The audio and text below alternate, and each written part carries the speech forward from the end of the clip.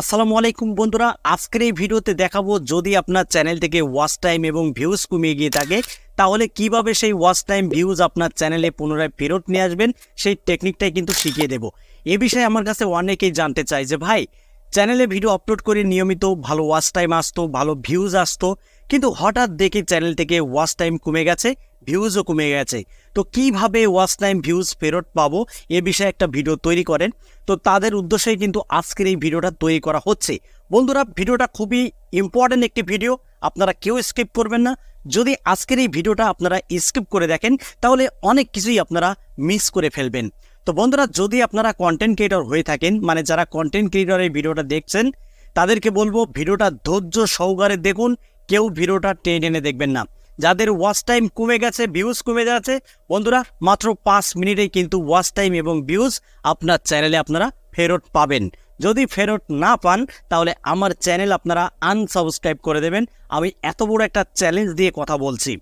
তো বন্ধুরা, যারা নিয়মিত ভিডিও আপলোড করে চ্যানেলে, নিয়মিত ভিডিও আপলোড করলে কিন্তু চ্যানেলে ইমপ্রেশন, ওয়াচ টাইম, ভিউজ সব কিছুই কিন্তু বেড়ে যায়। এবার হঠাৎ আপনি দেখছেন ওয়াইটি স্টুডিওর মাধ্যমে চ্যানেল থেকে ওয়াচ টাইম কমে গেল, ভিউজ কমে গেল এবং ইমপ্রেশনও কমে গেল। এর কারণ কি? এর লক্ষণ কি?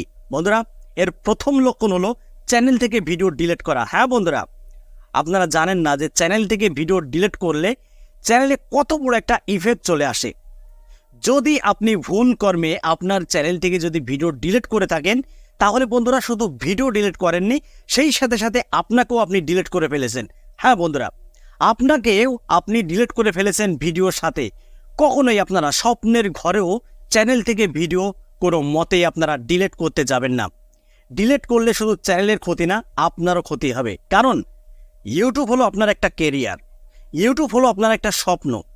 তাই বন্ধুরা, যদি আপনি ইউটিউব থেকে ভিডিও ডিলিট করে থাকেন সেই সাথে সাথে আপনি নিজেকেও কিন্তু ডিলিট করে ফেলেছেন। কারণ একটি চ্যানেল থেকে যখন একটা ভিডিও ডিলিট করা হয় সেই চ্যানেলে কিন্তু ইউটিউব একটা ইফেক্ট দিয়ে দেয়।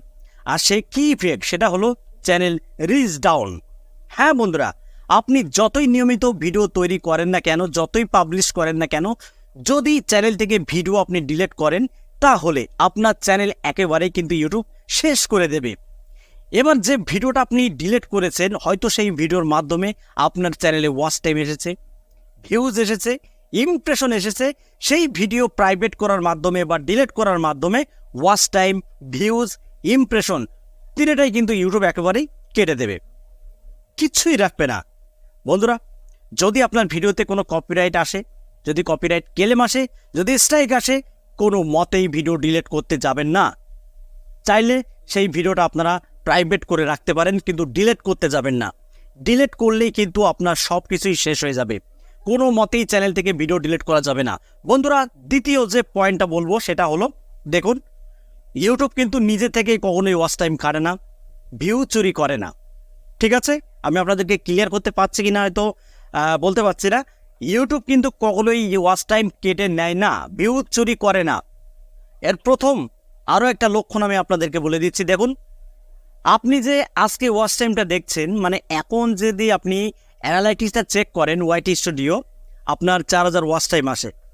এবার আপনি সকালে চেক করছেন 4000-এর জায়গায় 2000 ওয়াচ টাইম, অর্থাৎ 2000 ওয়াচ টাইম কমে গেল, ইউটিউব কেটে দিল না। বন্ধুরা, আজকে যে অ্যানালাইটিক্সটা আপনি দেখেছেন সেটা হলো এই মাসের। এবার কালকেই রাতেই কিন্তু মাস চেঞ্জ হয়ে যাচ্ছে, ঠিক আছে, প্রথম মাস। তাই বন্ধুরা, আজকের সাথে কালকের ওয়াচ টাইমের কিন্তু কখনোই মিল থাকবে না, এটা আলাদা হয়ে যাবে। এটা এই মাসের আর ওটা ওই মাসের।